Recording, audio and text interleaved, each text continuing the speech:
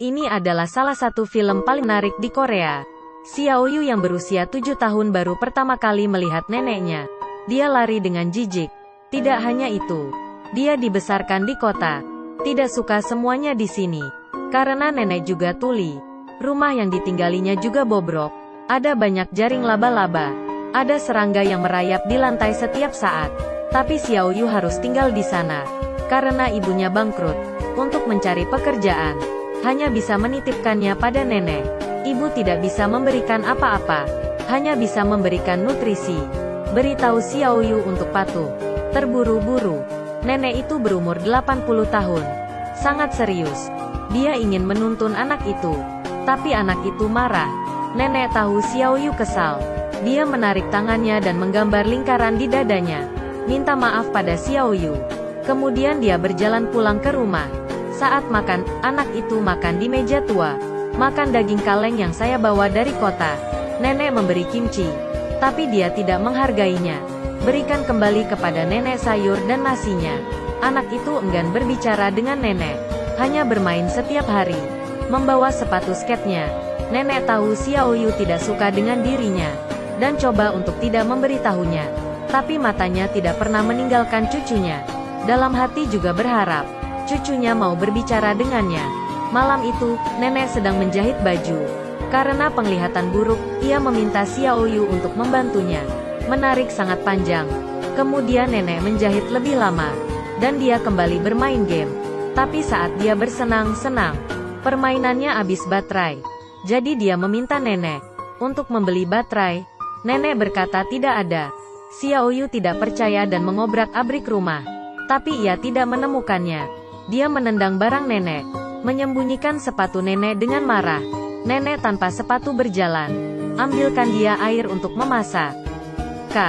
Bahkan saat nenek sedang tidur siang, diam-diam mengambil jepit rambut nenek. Ingin mengambil baterainya. Dan bos memberitahunya, bukan baterai ini. Ini tidak bisa. Xiaoyu pulang dengan frustasi.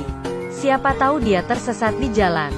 Untungnya ada seorang kakek yang baik. Mengantarnya pulang ke rumah. Di rumah, nenek tidak memarahinya sama sekali. Bertanya apa yang mau dia makan. Xiaoyu mengeluarkan brosur KFC dan memberitahu nenek. Dia ingin makan itu. Nenek mengira Xiaoyu ingin makan ayam. Jadi dia mengambilnya. Tanaman obat yang disimpan di gunung habis. Saat dia pulang hujan lebat. Nenek berjalan susah payah melewati pegunungan. Membawa pulang seekor ayam.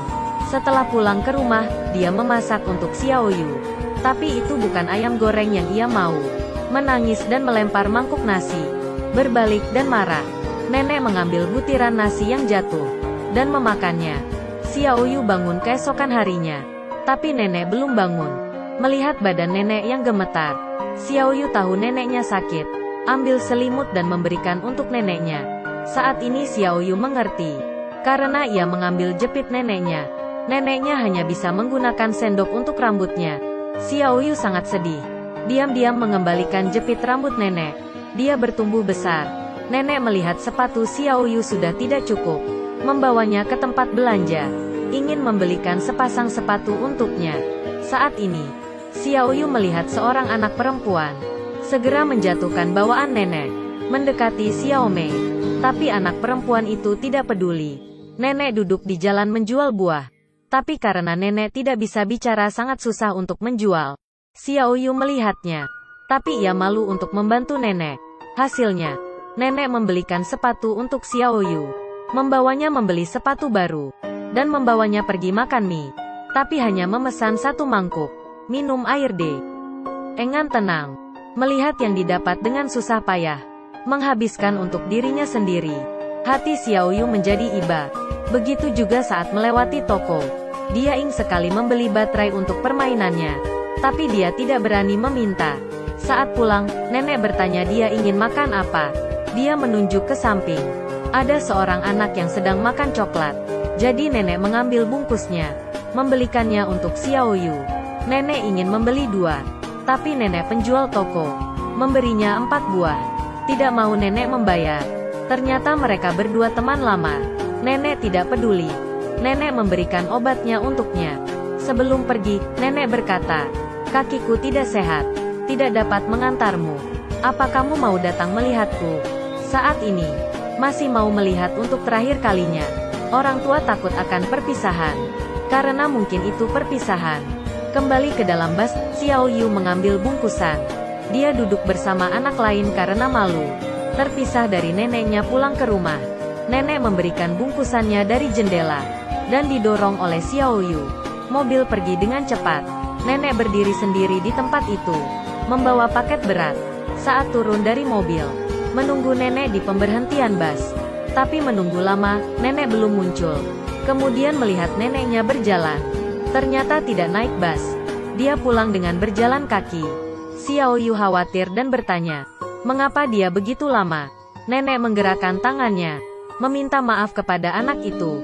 Saat di jalan pulang, melihat nenek berjalan pelan di belakang, Xiao Yu kemudian mengeluarkan coklat, memasukkannya ke tas nenek.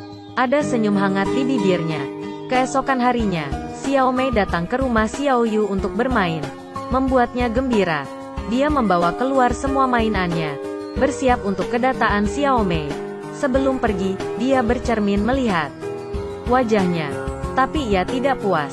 Kemudian nenek membantunya menggunting rambut. Tapi Xiao Yu tertidur. Ketika ia bangun, ia melihat cermin. Mengapa seperti ini? Terlihat tidak bagus. Potong sedikit. Bukankah saya bilang sedikit? Hanya sedikit. Seperti ini mana bisa bertemu Xiao Mei? Tidak ada cara. Xiao Yu ingin menutupi kepalanya dan berangkat ke rumah Xiao Mei. Dia melihat kotak jelek. Tidak boleh Xiao Mei melihatnya. Dia memasukkan ke celananya. Setelah beberapa lama, Xiao Yu pulang, membawa sebuah boneka cantik. Itu adalah hadiah dari Xiao Mei. Dia sangat bahagia dan bermain papan luncur di lereng bukit yang curam. Namun sayangnya dia terjatuh dan gerobak rusak dan lututnya luka. Xiao Yu yang terluka membawa bonekanya. Jalan pulang yang sulit. Dan seseorang dari desa yang sama memberitahunya, sapi akan lewat. Tapi dia tidak percaya. Dia pikir anak itu berbohong. Dan ternyata benar ada sapi gila. Karena kakinya sakit dia tidak bisa berlari. Dan temannya membantunya mengusir sapi gila itu. Ia meminta maaf pada temannya. Ternyata belum lama ini, dia juga menipunya. Tapi ia membalas dengan kebaikan. Ini membuat Xiao Yu sangat malu. Saat jalan pulang, Xiao Yu ingat di sakunya. Dan membuka kotak itu, ada permainannya dan beberapa uang. Untuk Xiao Yu membeli baterai. Melihat ini, air matanya berlinang. Dia merasa bersalah pada nenek. Saat berjalan ke lereng bukit, Xiao Yu melihat neneknya yang sedang mencarinya. Neneknya menghampirinya, menyeka air matanya, melihat lukanya. Sangat sakit. Kemudian nenek memberi surat kepada Xiao Yu. Ibunya ternyata sudah menemukan pekerjaan, akan menjemputnya pulang. Tapi Xiao Yu tidak senang.